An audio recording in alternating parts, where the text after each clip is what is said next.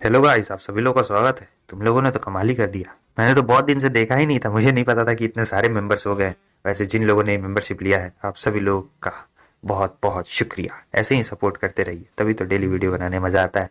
तो ठीक है गाइस, चलिए बिना किसी देरी के अब वीडियो को शुरू करते हैं। तो जैसा कि दोस्तों पिछले एपिसोड में हमें दिखाया जाता है, एक बंदा मिल चुका होता है जैंग को और वो जैंग से पूछ रहा होता है वही सब बाकी सारी चीजें। जैंग भी उसे बोल देता है लास्ट में, क्या तुम मुझे बलि का बकरा बनाने की कोशिश कर रहे हो। वो बंदा इस बात को सुनकर गुस्सा हो जाता है और कह रहा होता है, अगर तुम वहां पर नहीं गए तो कोई बात नहीं है, मैं तुम्हें यहीं पर अपने हाथों से ही मार दूंगा। लेकिन जैंग कह रहा होता है, ओ मिस्टर मानना पड़ेगा, तुम तो सचमुच बहुत ज्यादा अनलकी हो, तुम्हारी किस्मत ही एकदम फूटी हुई है। ये कहता है, आखिर ये कहने की कोई वजह है क्या तुम्हारी। ये कहता है, हाँ है ना। सबसे पहली वजह यह है कि तुम जाओ भाड़ में तेल लेने, ठीक है। और दूसरी बात यह है कि तुम मेरे सामने तेज बनने की कोशिश कर रहे हो, जबकि तुम अपने लिए एक बलि का बकरा ढूंढ रहे हो जो तुम्हारी जगह कटे और तुम भाग जाओ। लेकिन मैं बता दूं कि तुमने मुझे चुना है, तुम्हारे लिए बहुत अनलक्की हूं मैं। लेकिन ये बंदा अपने बीस्ट मोड में आ चुका होता है और बहुत जोर जोर से हंसने लगता है। ये कुछ बोलता नहीं है, डायरेक्ट सीधे जैंग पे हमला करने के लिए आ चुका होता है अपनी भारी कुल्हाड़ी लेकर, और बहुत ही जोरदार हैवी इंपैक्ट वाला इसका हमला होता है। लेकिन वो बच चुका होता है। लेकिन यहाँ खत्म नहीं होता, वो एक बहुत ही तेज स्लैश भी मारता है और वो स्लैश बहुत ही सामने से गुजरता है। लेकिन हालांकि ये बच चुका होता है। उसके बाद ये कह रहा होता है कि बच्चे, अब मैं तुम्हें दिखाता हूँ कि आखिर ये दुनिया कितनी ज्यादा खराब है। देखो, मैं तुम्हें बख्श दूंगा अगर तुम जिनशिंग गार्डन चले जाओगे और मेरा कहना मानकर चेंग को मार देते हो तो। लेकिन अगर तुम नहीं जाओगे तो तुम मुझसे नहीं बच सकते हो। लेकिन अचानक से हम देखते हैं कि कोई आता है और उसके पैर पर एक पत्थर मारता है और उस पत्थर से ही वो जमीन पे गिर जाता है। और फिर हमें दिखाया जाता है इस पत्थर को किसी और ने नहीं बल्कि इसी लेडी ने मारा होता है, जो कि आपको पता है शॉप की ओनर है।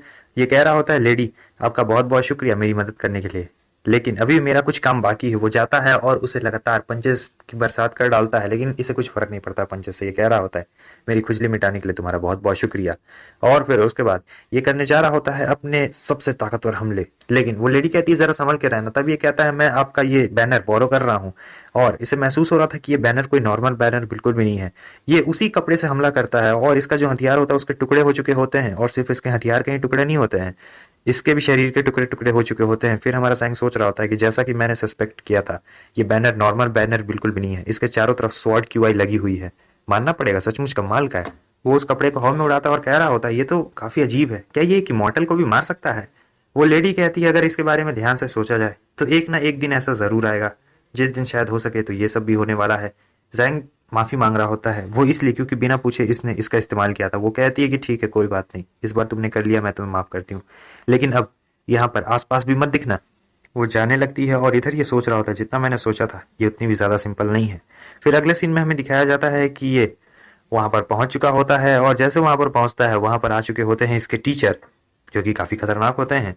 ये उसके टीचर कह रहे होते हैं, तुम मॉडल गए जिसके पास एक ही जिंदगी है, मानना पड़ेगा तुम बहुत ही फियरलेस हो और इम्प्रेसिव भी हो।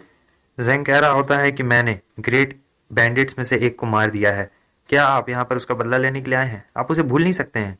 वो कहते हैं कि मैं यहाँ पर तुम्हें मारने के लिए नहीं आया हूँ। हालांकि ये बहुत ज्यादा ही शर्म की बात है, मैंने कभी रियलाइज ही नहीं किया वो रॉ जेड जिसे तुम कैरी करके ले गए थे पहले। जैंग मास्टर को बताने लगता है कि जहां तक मैं जानता हूँ जो जूशेंग गार्डन है, कोई उसे एरो की तरह इस्तेमाल कर रहा है। वो कहते हैं, हाँ तुम बिल्कुल सही कह रहे हो, यहाँ जूशेंग गार्डन में जो भी है वो सभी एरो की तरह है। और एक बार अगर एरो अपने छूट जाता है तो फिर वापस से वो कभी भी नहीं मुड़ सकता है। जैंग कहता है, यहाँ तक कि उन लोगों को भी इस्तेमाल किया जा रहा है। मास्टर बहुत गुस्से में होते, वो कह रहे होते हैं, ये जूशेंग गार्डन, इसे कंट्रोल किया जा रहा है, लेकिन अब उस चेन को मरना ही पड़ेगा। बिना मारे मैं उसे यहाँ से बिल्कुल भी नहीं जाने वाला हूँ। चेन चेन बाओ को मरना ही पड़ेगा। फिर वो आगे बढ़ने लगते हैं। जैंग उनसे कह रहा होता, मिस्टर सिक्स, क्या आपको इस बात का डर नहीं है कि आप भी बिल्कुल उनके एरो की तरह हैं और एक बार अगर आप आधे रास्ते पर चले गए तो वापस फिर कभी भी नहीं लौट पाएंगे। वो कहते हैं कि मेरी फैमिली को उन्होंने बंदी बनाकर रखा है और वक्त किसी के लिए नहीं रुकता है, किसी के लिए भी नहीं। तब वो आगे बढ़ते हैं और दरवाजे के सामने खड़े होकर कह रहे होते हैं कि ग्रेट हॉल बैंडिट यहाँ पर आ चुका है। तब वो दरवाजा खुलता है, उसके अंदर से काफी ताकतवर औरा बाहर निकलता है। वो कहता है कि आखिर तुम्हें क्या चाहिए। ये कहते हैं कि मुझे चू शैंग की डेथ चाहिए। लेकिन अचानक से इनके पैर पे वार होता है और वो आवाज कह रही होती है कि हम अपने गेस्ट की मौत नहीं चाहते हैं, लेकिन तुम्हें पता है तुम्हारी वजह से हमारी जू शैंग गार्डन की रेपुटेशन मिट्टी में मिल सकती है। लेकिन वो हार नहीं मानते हैं, वो आगे बढ़ रहे होते हैं, कह रहे होते हैं कि मैं यहाँ पर बिल्कुल भी नहीं रुकने वाला हूँ, मैं अंदर घुस कर ही रहूंगा। लेकिन फिर से हमला होता है और इस बार इनका एक पूरा हाथी चला जा चुका होता है। लेकिन अभी भी ये यहाँ पे नहीं रुकते हैं और वो आवाज कह रही होती है, जो भी अंदर घुसने की कोशिश करेगा वो मारा जाएगा। लेकिन ये अपना पूरा जोर लगा रहे होते हैं क्योंकि इनका दोनों पैर भी कट चुका होता है और एक हाथ भी। लेकिन फाइनली एक बीम आती है जो कि सीधे इनका सर ही उड़ा डालती है और यहाँ पर हमारी टीचर का खेल खत्म हो चुका है। और फिर जो जैंग होता है वो टीचर के सबऑर्डिनेट को कुछ पैसे दे रहा होता है और कहता है कि इनका फ्यूनरल अच्छे से करना। और ये कहने के बाद जैंग जाने लगता है उस दरवाजे के अंदर। लेकिन हम देखते हैं कि इसे कुछ भी नहीं होता है। वो इसलिए कुछ नहीं होता है क्योंकि ये लेडी होती है, आपको तो याद ही होगा। ये कह रही होती है, बच्चे फाइनली हम लोग फिर से मिल गए। तो वो उस लेडी से कह रहा होता है, आखिर मैं आपको क्या कहकर बुला सकता हूँ। पहले तो वो अपना नाम बताती है, जियांग होता है इनका नाम, और कह रही होती है तुम मुझे बिग सिस्टर भी बुला सकते हो। ये कहता है वाह ऐसा नाम है, लग रहा है कि हम दोनों सिबलिंग्स ही हैं। वो कहती है हाँ ऐसा, तुम्हारे साथ मुझे कैरेक्टर शेयर करने में कोई भी दिक्कत नहीं हुई क्योंकि तुम्हारा कैरेक्टर काफी ज्यादा कलरफुल है। जैंग कहता है ठीक है, तो अगर हम लोग सिबलिंग्स ही हैं, मजाक कर रहा था, तो तुम्हें ये सब बंद कर देना चाहिए। वो कह रही होती ओ तुम ज्यादा नॉटी होने की कोशिश कर रहे हो और तुम लोग भी ज्यादा नॉटी होने का कोशिश मत करो, चुपचाप जैंग की तरफ देखो कहीं और नहीं। वो कह रही होती कि पता है तुम्हारे ही तरह एक और बच्चा था, वो भी बिल्कुल ऐसी ही बातें कर रहा था, लेकिन बहुत अफसोस की बात है इससे पहले कि वो 10 साल का हो पाता वो मर मर चुका है। हाँ लकीली मैं 11 साल का हूँ और मुझे लगता है कि मेरे नंबर्स आगे बढ़ते जाएंगे, घटने नहीं वाले हैं। हाँ लेकिन अफसोस की बात यह है कि तुम इतने ज्यादा क्वालिफाई नहीं हो कि तुम ये सब बोल सको। तब तक वहां पर हम देखते हैं कि मास्टर आ चुका होता है, लिटिल मास्टर। वो कहता है जैंग। फिर अगले सीन में हम देखते हैं दोनों बैठकर चाय पानी पी रहे होते हैं और ये बताता है कि जो चेन परफेक्चर था वो बहुत बुरी तरीके से कोलैप्स्ड हो चुका है। अब जैंग को सब चीज समझ में आ चुका था कि आखिर क्यों इसके टीचर इस जगह के अंदर आना चाहते थे। और फिर वो उस छोटे मास्टर से कह रहा होता है कि अब तुम क्या करोगे, ये जूशेंग गार्डन हमेशा हमेशा के लिए तुम्हें प्रोटेक्ट नहीं करने वाला है, तुम्हें कुछ ना कुछ तो करना ही पड़ेगा।